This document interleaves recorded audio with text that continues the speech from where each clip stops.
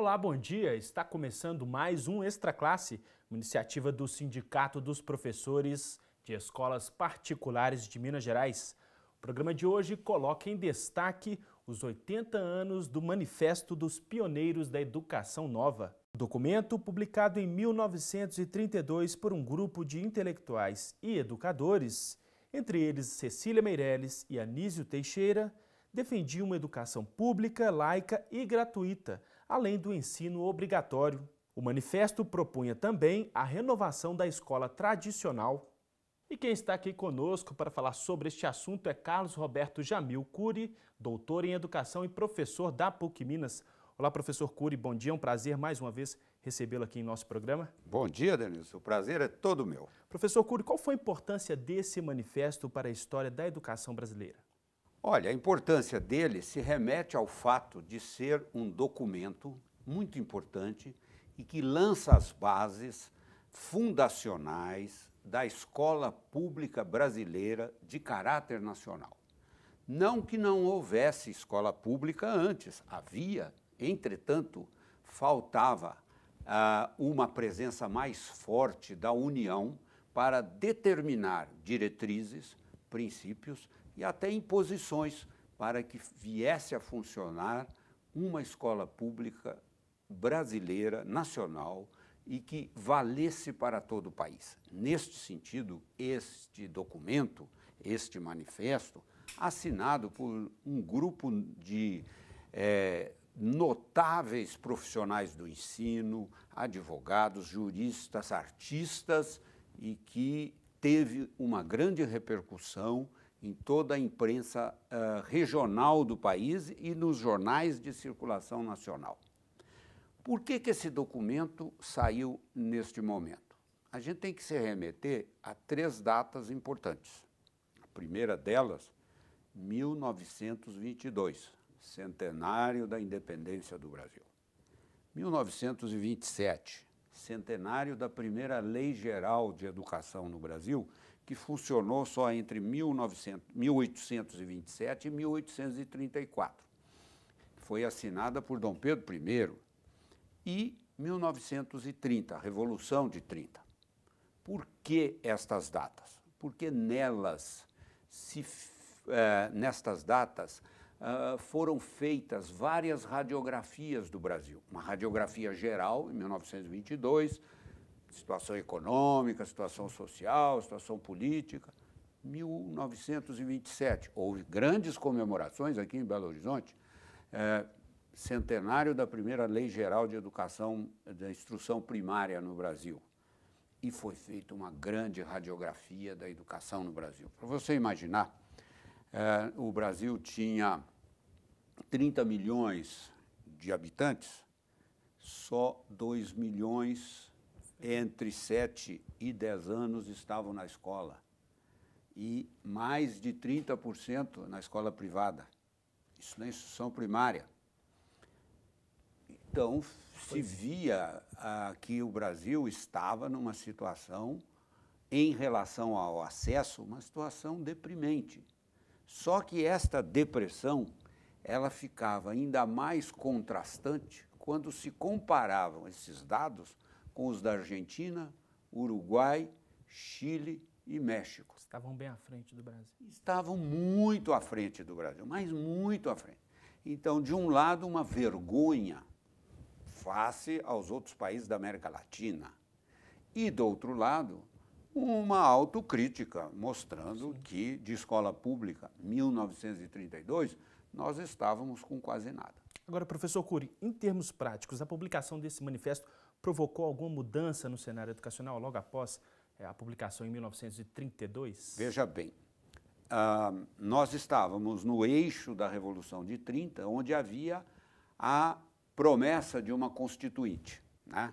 E uma das exigências que esse documento fazia é que na Constituição de 34 houvesse um capítulo exclusivo para a educação.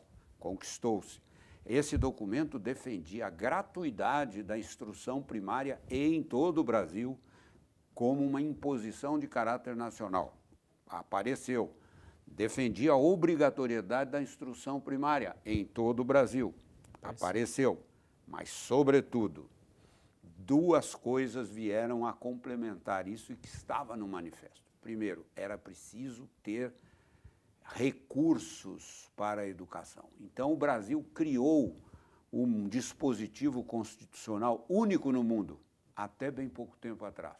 Impostos vinculados para o setor educacional. Segunda coisa, para que esses recursos não ficassem dispersos, não fossem objeto de manipulação, os signatários do manifesto exigiram um plano nacional de educação. A época era muito propícia à ideia de plano. Planejamento, vindo, seja da área liberal, planejamento vindo da área socialista, era um momento muito importante. Keynes de um lado, Lenin do outro, então era importante haver planejamento. E o Plano Nacional de Educação. E que ficasse a critério de um órgão independente de partidos e de governos, para que esse plano fosse um plano de Estado e não de governo, Conselho Nacional de Educação. Isso tudo foi criado?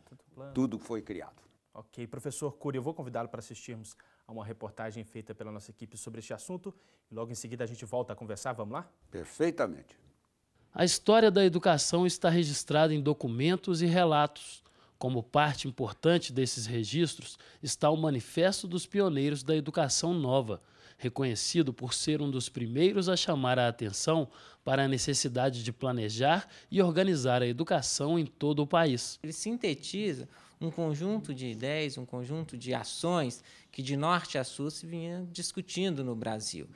Ações essas que se referiam fundamentalmente à necessidade de reformar o Brasil e, dentre as reformas mais importantes no Brasil, estava, para esse grupo de intelectuais, a educação. O texto surpreende por sua atualidade e mostra que a discussão sobre a educação não é recente.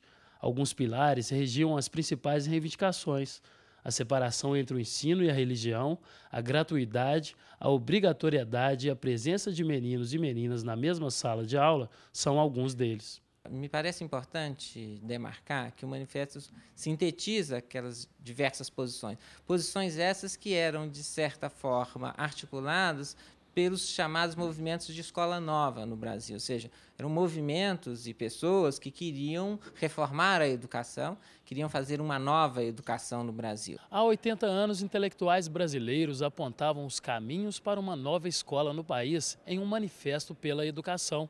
De lá para cá, muitas políticas públicas foram implementadas e trouxeram avanços como a redução do número de analfabetos e a universalização do ensino público fundamental.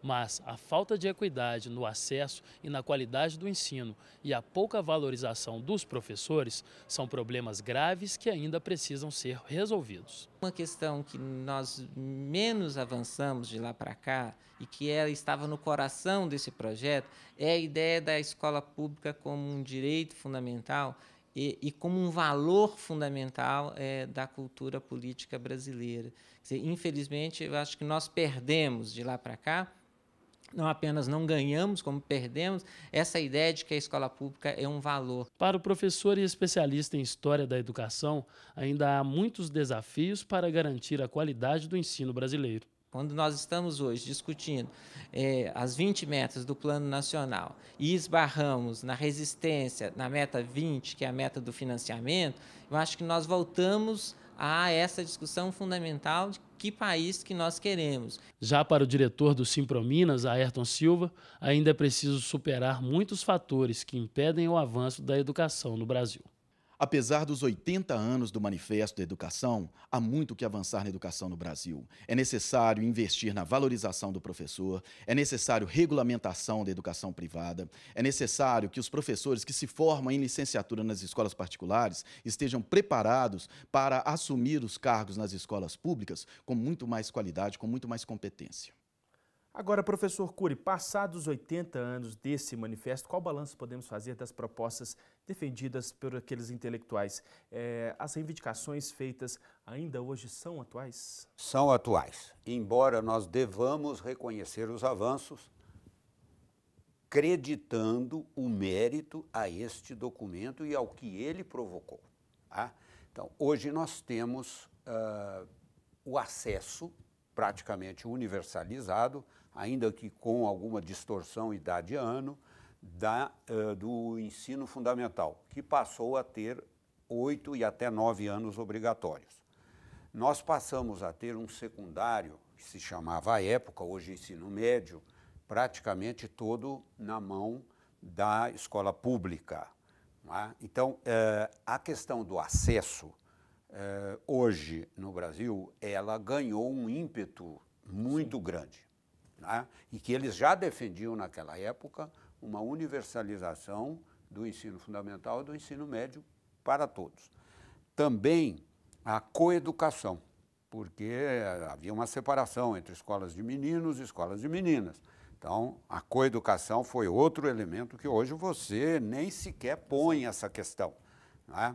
O que efetivamente não avançou, mas ficou uma questão sempre remoída, polêmica, é a questão da laicidade. Mas isso mereceria um debate à parte. Não é? Outra coisa, em todos os governos eleitos democraticamente, nós tivemos essa vinculação entre impostos e educação.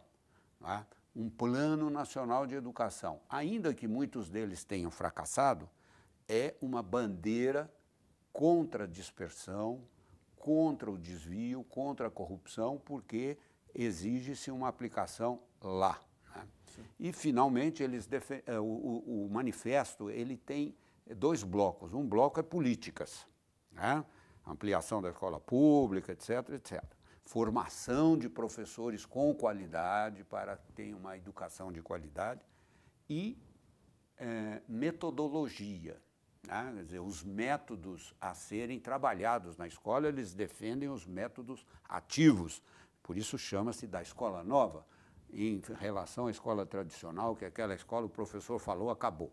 Não, agora o aluno vai fazer pesquisa, ele tem saberes, ele pode trazer saberes, assim por diante. Né? E uma questão que ficou muito importante na época foi a chamada escola comum. E isso alertou muito o setor privado, que achava que com isso iria haver um monopólio do Estado, que acabar-se-iam com as escolas particulares. Não foi isso.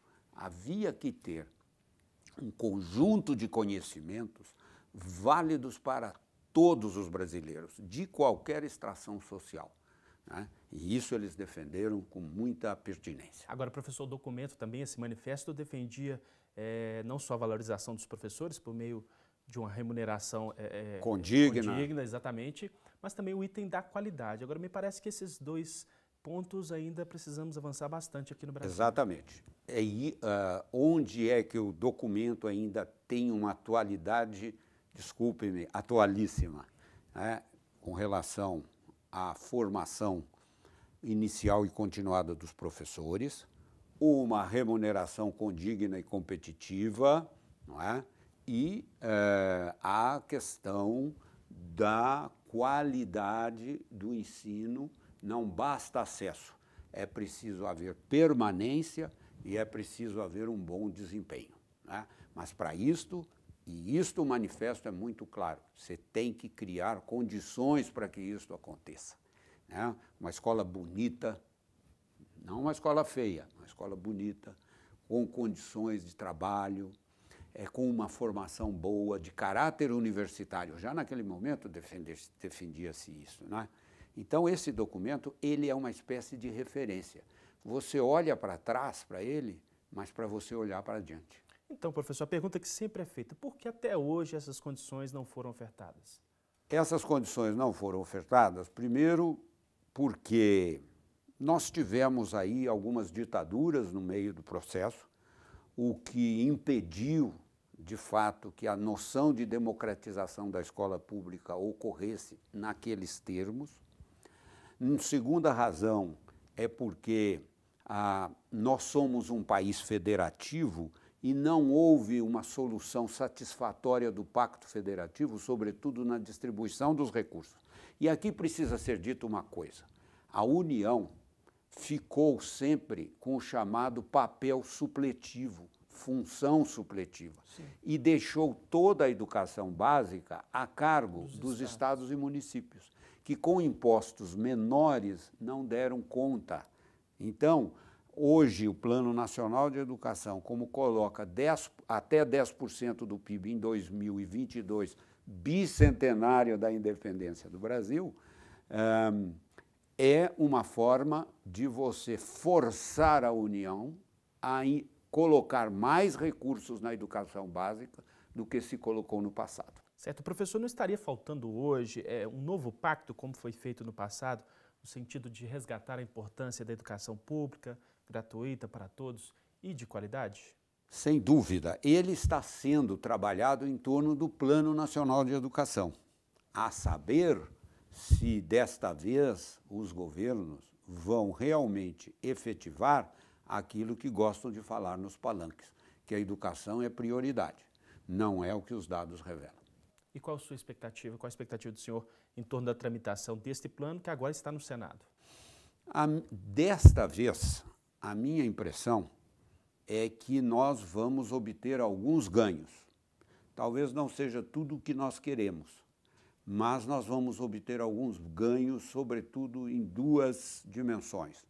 Uma maior presença da União e uma maior consciência dos estados e municípios em relação aos seus planos estaduais e municipais, que devem ser coerentes ao Plano Nacional de Educação, com algum grau de obrigatoriedade do cumprimento das metas ali postas. E em relação a um item que tem gerado muita discussão, os 10% do PIB para a educação? Tal como está no projeto, não é preciso dizer que num lado se coloca 8% já, sim, o que é um ganho considerável. Você passar de 5,1 para 8 não é pouco, do PIB, mas ao mesmo tempo se coloca como horizonte para 2022 progressivamente chegar aos 10%. Todo o jogo aí vai depender de duas variáveis, dos governantes do momento e de uma redefinição melhor do Pacto Federativo. Certo. Professor Carlos Roberto Jamil Cury, mais uma vez agradeço a sua participação e a presença aqui no Extra Classe.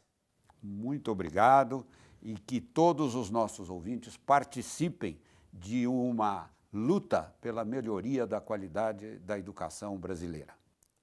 Confira agora o vídeo da campanha do Simprominas pela Paz nas escolas e logo em seguida a agenda da semana.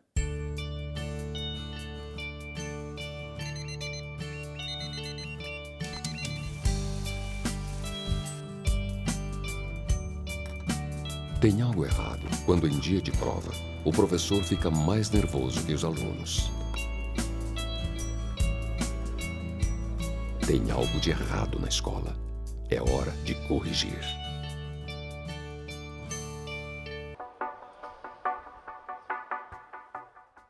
Com o fim das férias, o Simprominas retoma a programação cineclubista.